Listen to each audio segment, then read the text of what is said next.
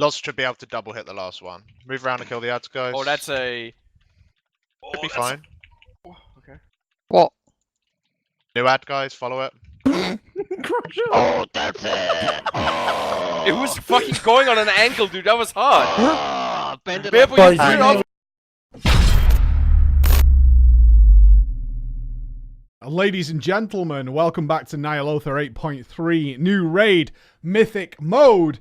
And it looks like we found where it's really going to pick up in intensity. So far in Mythic Ny'Alotha, everything has had the usual suspects. Increased boss HP, increased damage done. Nothing yet that really struck out as this is the boss that's going to kick your ass. Which we're always looking for. Where is the wall? Because Blizzard's always kind of generous with gifty bosses in the early days. They want people to get a foot in the door, things that maybe they can be pugged. We've seen that several times. Ny'Alotha in general has shifted away from that, certainly in the heroic mode and the mythic mode, starting with Wrathion as the first boss. Not particularly easy, but not difficult either. So it's in that middle ground, and then working forward till there. Until today. Until today. Oh yes. I'm going to kick off with the first one that's likely to be the source of all frustration. I did mention this in heroic, but it is our soccer boss, our football boss. This is the boss that is not hard, but god damn is it tedious. I hesitate to say it's a bad boss. In fact, a lot of my friends seem to think it's a good boss. If you're doing the football, it's definitely a much more interesting boss. And the likelihood is on Mythic, as you are permanently debuffed after you do the football. If you're not sure about this boss at all, if you haven't seen it before, periodically it will spawn a ball and a goal. And all the environmental things like the pillars and the center of the room, if it hits one of those, if the ball hits one of those, then you die. It's as simple as that. It's an instant wipe mechanic. And the way you control the ball is 3 people get debuffed, meaning they can control the ball, and they're allowed to hit the ball and it will go wherever it's facing. Now, an important note here. It bases itself off your hitbox circle underneath yourself. When you click on yourself and you see that little circle, that is your hitbox. It is based on that. It is not based on the dead center of your character. So you have to bear in mind that you don't have to run into it, although some people can do that. That's fine. All you can do is actually stand still, face where you want the ball to go, but you bear in mind that it's going to be slightly to your right or slightly to your left because it's going to hit the circle of your hitbox and go off then. It's not going to hit the center of your character where you're actually facing and go that direction. It's going to be slightly off center. Something that caught us out a few times. Now, if you're not doing the ball or you've done your ball, which only takes about 20 seconds to actually deal with the ball, this fight is so goddamn boring. It's unbelievable. It's so boring. You're just DPSing basically a training dummy. And you're hoping and praying that the people whose turn it is to deal with the football get it right. Now, we are sort of putting in place our teams. Again, you only have I think we had less time with this one. We had about 45 minutes to test this boss. They were happy with the information they got. Everything's pretty basic on this one, so they didn't let us test it for too long. Putting our teams in place, I didn't even get to try the ball. And so the entire phase of me was just DPSing and training dummy, as it was for the majority of the raid. We just got teams together who were happy to work together and deal with it. The biggest complexity here is the changing patterns of the room and depending where the ball spawns. And people trying desperately to try and figure out easier ways of getting it in so they can get back to doing damage. It does look like eventually you'll either use the entire raid or most of the raid, including the tanks. The tanks have plenty of time to go out and help and do this while you kill the boss. And then you can already see that in week 2, 3, 4, and so on and so on, less people have to do the ball, and it's just going to become a DPS race. So I'm kind of torn on this boss. Doing the ball is very fun. I did it on the heroic testing, and yeah, that is very fun. You get to move around the room a little bit more, and you get to control where you're going. The other mythic mechanic is every time someone hits the ball, it spawns an ad that can fear the entire raid, which is very dangerous in here. The floor is very dangerous. Not hard to get out of. In fact, they've slowed it down. So it's easy enough as long as you're not feared, which just needs interrupting.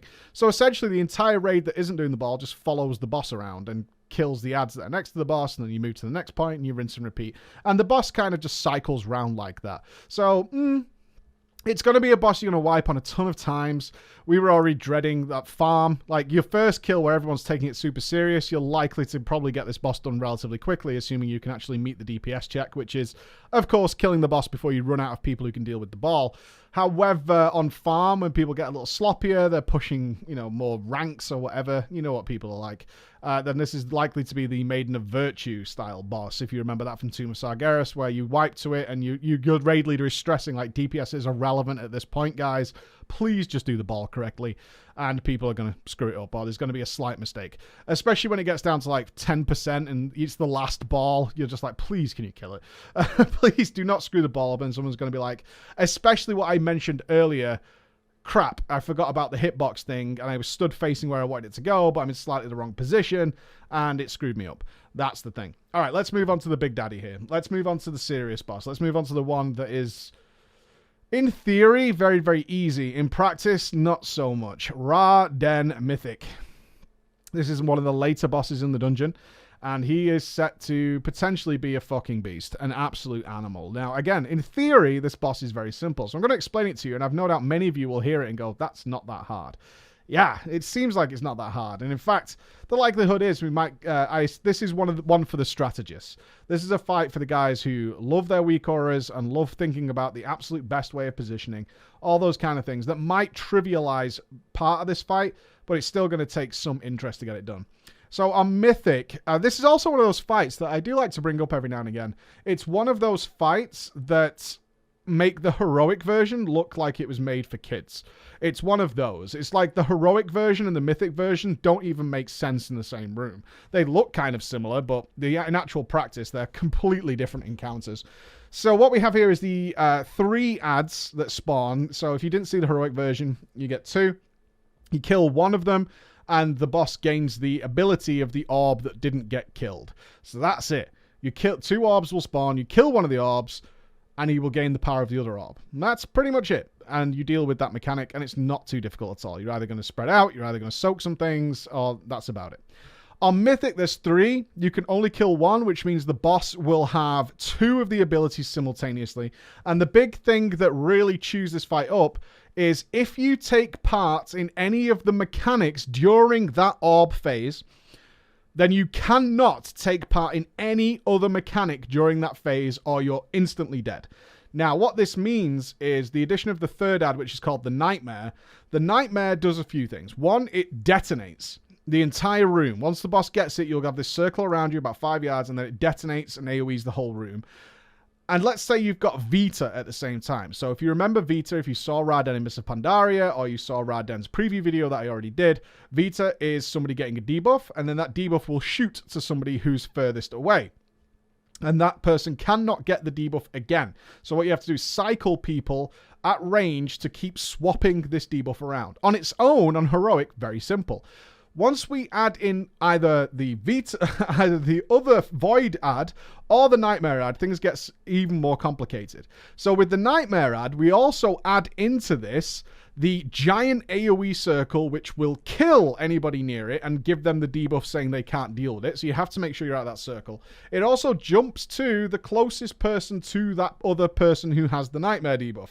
So then we have 2 things going on simultaneously, which is positioning the raid in such a way that the Vita people are at max distance, so it doesn't jump to anywhere else, because the beam of the Vita jumping actually slices the raid in 2, while also managing people having this Nightmare buff and being a decent distance from the raid, while also being able to trade that debuff with somebody else who can also not take place with the Vita. Now, in theory, that's really simple. You have the Vita people on your left and your right. You have the raid clumped in the middle, so it can't possibly jump to them. And you move slightly further back, and those people can deal with the Nightmare debuff. The issues that arise are you want to, in all variations of this, remember there are going to be 3 different variations of this where you have 2 debuffs and you've killed one of the others. If you have to cycle through these, is trying to, say, assign people, right? So what you might say is something like, I'm going to assign 5 people to deal with the Nightmare, and I'm going to assign 6 people or 5 people to deal with the Vita. The problem that occurs, of course, is you can't predict who's going to start it off, and then trying to rotate around in order to fish out who's going to be doing next. Very similar to Kalec, actually, in the Sunwell, where this was an issue you had to deal with there, where you could... Ideally, you could pick out 5 teams of 5 people or 4 teams of 5 people on Kalec, and then you could manage it there. However, whoever got the debuff was random, so the teams had to constantly adjust, and you had floating people who weren't part of a group who then had to step into it. And everybody needs to be aware of the constant shifting of position. Now then, on top of that, the boss has to be moved, because these orbs have a lot of HP, which means you can't set out a room picture and say, this is how we deal with one phase, this is how we deal with another phase, and this is how we deal with another phase, you have to bear in mind, now the boss is going to be moved as well during this process, and then readjust and spin the room around accordingly, while also dealing with the extra mechanics which come in. Because if you have the Shadow Orb, you have a lot of soaking going on. Now, I just had to explain that for like 3 minutes, right, of what's going on. In theory, really simple.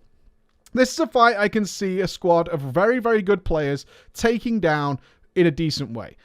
We did not get to see the burn phase. I don't think anybody got to see the burn phase because with PTR lag and all that kind of stuff, this is really, really a difficult fight. We just tested out the different variations that we could pull off.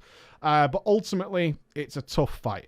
This is going to be a bit of a beast, and there's a very high chance this is going to be the fight that starts kicking people in the absolute balls, and need to be ready for that. Alternatively, with proper strategy and people and the strategists and the scienticians who go at these encounters pretty heavily, they may come up with a really simple way of tackling this. It's going to be one of the fights I'm really interested to see during the World First race, is exactly how the guys pick up from any of the guilds, how they decide they're going to tackle this fight. Are they going to try and maneuver it in some way? Are they going to try and keep it in one position while managing something else and then slightly move the boss but move it back to keep it as similar? I don't know, but I can tell you right now that it takes very little to screw this fight up, and as people make mistakes, which inevitably happens, they then become unable to take part in the rest of the phase, and that makes it really, really tough. We also have a burn phase at the end of this that, again, I don't think anybody got to see, but if it's anything like it was on Heroic, it's going to be pretty extreme and require everybody to be alive. So that's going to be an interesting encounter, and potentially the fight that's going to wipe you. Mythic picking up. Still fun, though. I enjoyed this fight quite a lot. Lots going on. Lots of theory crafting. Lots of ideas on how to tackle it. But ultimately, pretty good. Thank you very much for listening, guys. I'll see you again. Bye-bye.